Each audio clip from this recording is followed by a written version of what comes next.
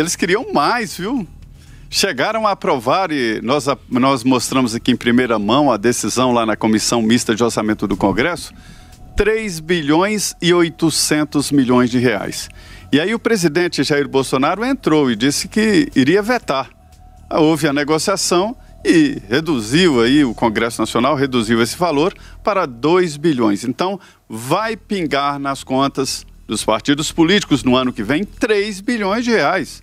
São 2 bilhões de reais para o fundo eleitoral e mais 1 bilhão, quase 1 bilhão, 980 milhões de reais, 1 bilhão do fundo partidário e 2 bilhões para o fundo eleitoral. Portanto, 3 bilhões para os partidos políticos torrarem durante esse ano e, evidentemente, na campanha eleitoral.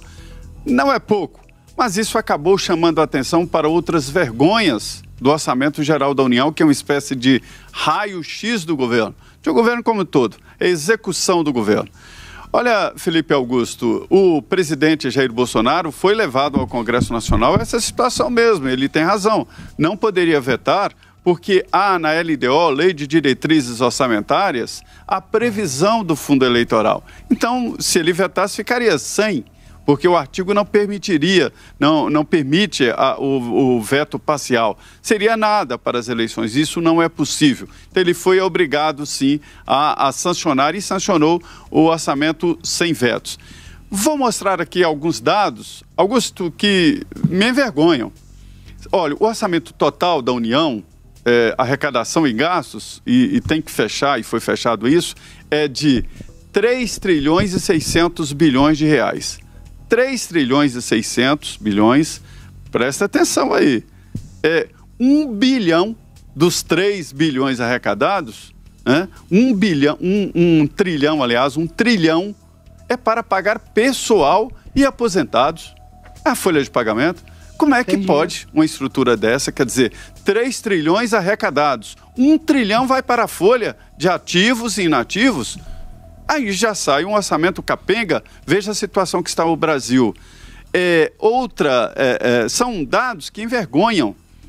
O Congresso Nacional vai consumir durante este ano, para pagar a vergonha de solteironas profissionais que recebem muito dinheiro de aposentadoria aí, de filhas de ex-parlamentares que morreram e que recebem essa pensão vergonhosa de 30 mil reais, né? E não se casam, ficam andando pelos cantos aí com marido, filho, mas dizendo que é separado, que não casa oficialmente para não perder essa bocona, não é uma boquinha, não é uma bocona, de 39 mil de pensão. O Congresso vai estourar 11 bilhões de reais.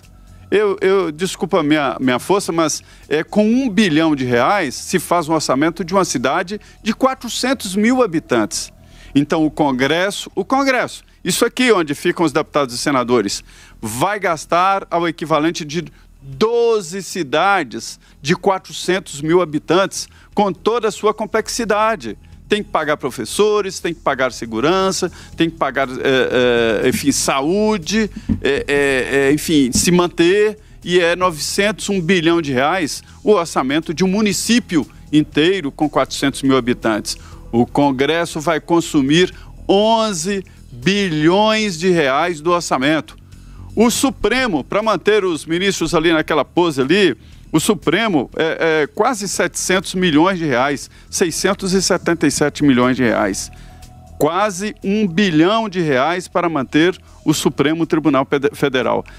Para se ter uma ideia, a Bolsa Família vai consumir 29 bilhões, um programa social abrangente em todos os estados, 29 bilhões e mais alguma coisa, quase 30 bilhões de reais.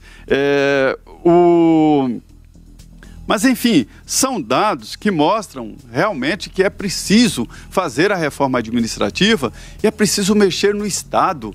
Esse orçamento é um raio-x do governo. Agora, nós falamos e devemos falar muito aí dessa história dos 3 bilhões, não é 2 bilhões, não, são 3 bilhões para os partidos políticos no orçamento desse ano, mas não vamos esquecer do Supremo com seus 700 milhões e o Congresso com 11 bilhões de reais de orçamento.